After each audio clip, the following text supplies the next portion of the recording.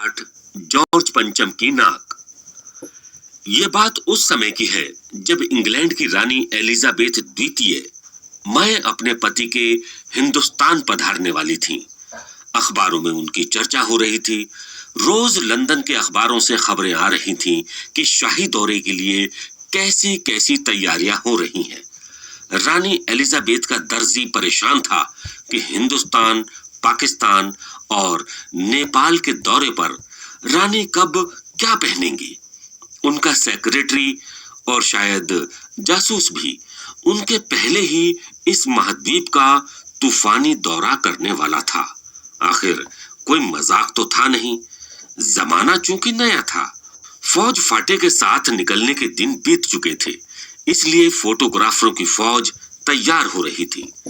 England के अखबारों की कतरा ने हिंदुस्तानी अखबारों में दूसरे दिन चिपकी नजर आती थी कि रानी ने एक ऐसा हल्के नीले रंग का सूट बनवाया है जिसका रेशमी कपड़ा हिंदुस्तान से मंगाया गया है, कि करीब 400 पाउंड खर्चा उस सूट पर आया है।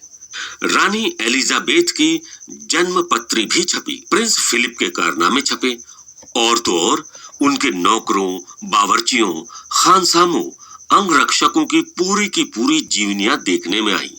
शाही महल में रहने और पलने वाले कुत्तों तक की तस्वीरें अखबारों में छप गईं। बड़ी धूम थी, बड़ा शोर शराबा था। शंख इंग्लैंड में बज रहा था, गूंज हिंदुस्तान में आ रही थी। इन खबरों से हिंदुस्तान में सनसनी फैल रही थी। राजधानी में तहलका मचा हुआ था। जो रानी 5000 रुपए का रेशमी सूट पहनकर पालम के हवाई अड्डे पर उतरेगी, उसके लिए कुछ तो होना ही चाहिए। कुछ क्या, बहुत कुछ होना चाहिए। जिसके बावर्ची पहले महायुद्ध में जान हथेली पर लेकर लड़ चुके हैं, उसकी शान शौकत के क्या कहने। और वही रानी दिल्ली आ रही है। नई दिल्ली ने अपनी तरफ देखा और बेसाख्ता मुंह से निकल गया, वह आए हमारे घर खुदा की रहमत। कभी हम उनको, कभी अपने घर को देखते हैं। और देखते देखते नई दिल्ली का काया पलट होने लगा। और करिश्मा तो ये था कि किसी ने किसी से नहीं कहा और किसी ने किसी को नहीं देखा, पर सड़कें जवान हो गईं, बुढ़ापे की धूल साफ हो गई, इमारतों ने नाज़नीनों की तरह श्रृंगार किया। लेकिन एक बड़ी मुश्किल पेश थी। वह थी जॉर्ज पंचम की नाक। नई दिल्ली में सब कुछ था, सब कुछ होता जा रहा था, सब कुछ हो जाने की उम्मीद थी, पर जॉर्ज पंचम की नाक बड़ी मुसीबत थी।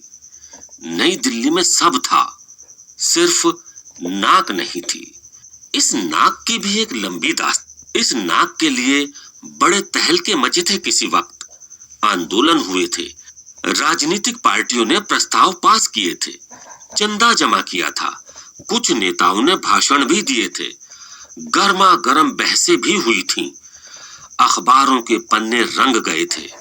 बहस इस बात पर थी कि जॉर्ज पंचम की नाक रहने दी जाए या हटा दी जाए।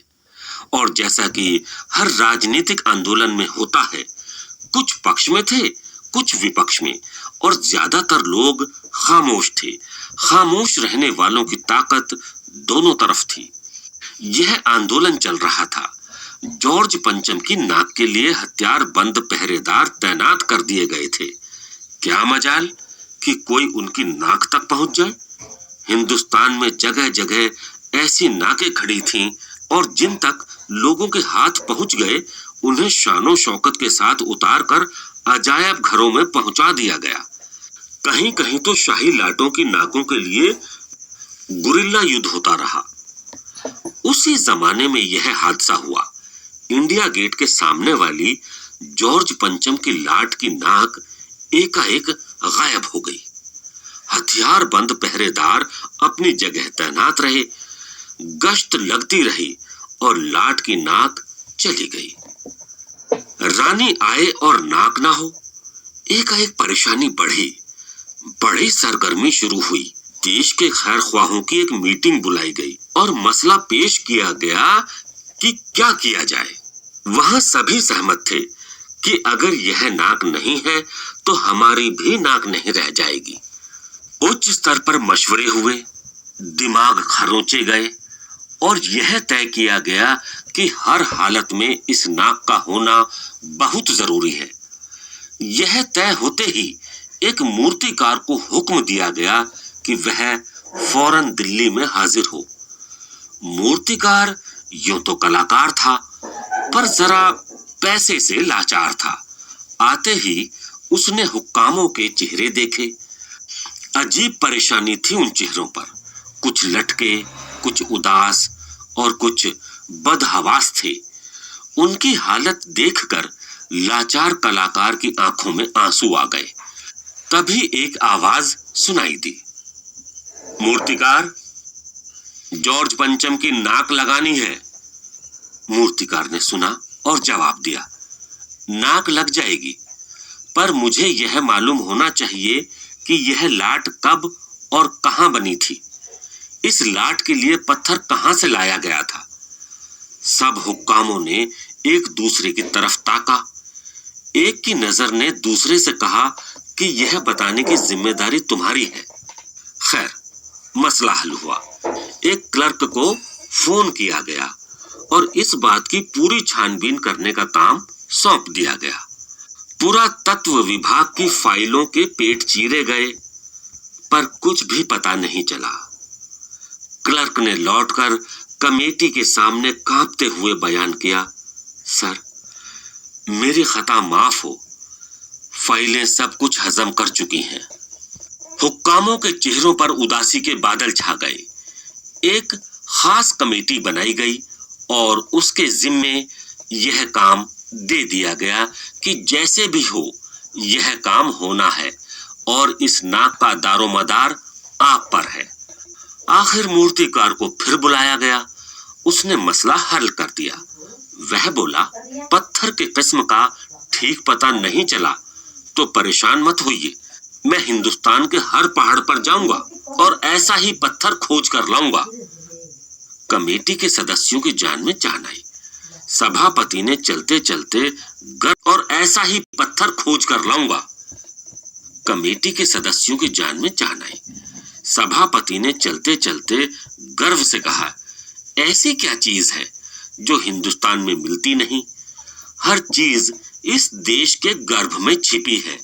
जरूरत खोज करने की है। खोज करने के लिए मेहनत करनी होगी और इस मेहनत का फल हमें मिलेगा। आने वाला जमाना खुशहाल होगा। मूर्तिकार हिंदुस्तान के पहाड़ी प्रदेशों और पत्थरों के खानों के दौरे पर निकल पड़ा। कुछ दिन बाद वह हताश लौटा।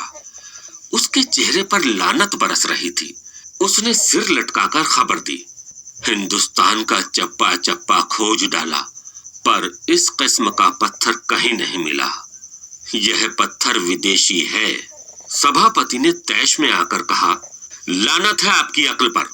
विदेशों की सारी चीजें हम अपना चुके हैं, दिल दिमाग, तौर तरीके और रहन सहन। जब हिंदुस्तान में बॉल डांस तक मिल जाता है तो पत्थर क्यों नहीं मिल सकता। मूर्तिकार चुप खड़ा था। सहसा उसकी आंखों में चमक आ गई। उसने कहा, एक बात मैं कहना चाहूंगा, लेकिन इस शर्त पर कि यह बात अखबार वालों तक न पहुंचे। सभापति की आंखों में भी चमक आई। चपरासी को हुक्म हुआ और कमरे के सब दरवाजे बंद कर दिए गए। तब मूर्तिकार ने कहा, देश में अपने नेताओं की मूर्तियां भी हैं। अगर इजाजत हो और आप लोग ठीक समझें तो, मेरा मतलब है तो, जिसकी नाक इस लाट पर ठीक बैठे उसे उतार लाया जाए। सबने सबकी तरफ देखा। सबकी आंखों में एक क्षण की बदहवासी के बाद खुशी तैरने लगी। सभापति ने धीमे से कहा, लेकिन बड़ी होशियारी से, और मूर्तिकार फिर देश दौरे पर निकल पड़ा। जॉर्ज पंचम की खोई हुई नाक का नाप उसके पास था। दिल्ली से वह बंबई पहुंचा।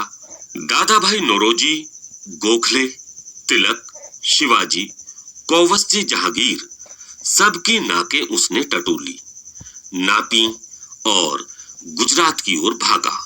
गांधी जी, सरदार पटेल, विट्ठल भाई पटेल, महादेव देसाई की मूर्तियों को परखा और बंगाल की ओर चला। गुरुदेव रविंद्रनाथ, सुभाष चंद्र बोस, राजा राम मोहन राय आदि को भी देखा, नाप जोख की और बिहार की तरफ चला। बिहार होता हुआ उत्तर प्रदेश की ओर आया। चंद्रशेखर आजाद, बिस्मिल, मोतीलाल नेहरू, मदन मोहन मालवीय की लाटों के पास गया। घबराहट में मद्रास भी पहुंचा। सत्यमूर्ति को भी देखा और मैसूर, केरल आदि सभी प्रदेशों का दौरा करता हुआ पंजाब पहुंचा। लाला लाजपत राय और भगत सिंह की लाटों से भी सामना हुआ। आखिर दिल्ली पहुंचा और उसने अपनी मुश्किल बयान की। पूरे हिंदुस्तान की परिक्रमा कराया, सब मूर्तियां देख आया, सबकी नाकों का नाप लिया, पर जॉर्ज पंचम की इस नाक से सब बड़ी निकली। सुनकर सब हताश हो गए और झुंझलाने लगे। मूर्तिकार ने ढाढ़स बंधाते हुए आगे कहा, सुना है कि बिहार सेक्रेटेरिएट के सामने सन 42 में शहीद होने वाले बच्चों की मूर्तियां स्थापित हैं। शायद बच्चों की नाक ही फिट बैठ जाए। यह सोचकर वहां भी पहुंचा, पर उन बच्चों की नाकें भी इससे कहीं बड़ी बैठती हैं। अब बताइए मैं क्या करूं? राजधानी में सब तैयारियां थीं। जॉर्ज पंचम की लाट को मल मल कर नहलाया गया था, रोगन लगाया गया था, सब कुछ हो चुका था, सिर्फ नाक नहीं थी। बात फिर बड़े हुक्कामों तक पहुंची, बड़ी खलबली मची।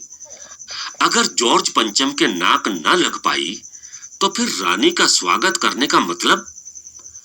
यह तो अपनी नाक कटाने वाली बात हुई। लेकिन मूर्तिकार पैसे से लाचार था, यानी हार मानने वाला कलाकार नहीं था। एक हैरत अंगेज ख्याल उसके दिमाग में कौंधा और उसने पहली शर्त दोहराई। जिस कमरे में कमेटी बैठी हुई थी उसके दरवाजे फिर बंद हुए और मूर्तिकार ने अपनी नई योजना पेश की। क्योंकि नाक लगना एकदम जरूरी है, इसलिए मेरी राय है कि 40 करोड़ में से कोई एक जिंदा नाक काट कर लगा दी जाए। बात के साथ ही सन्नाटा छा गया। कुछ मिनटों की खामोशी के बाद सभापति ने सबकी तरफ देखा।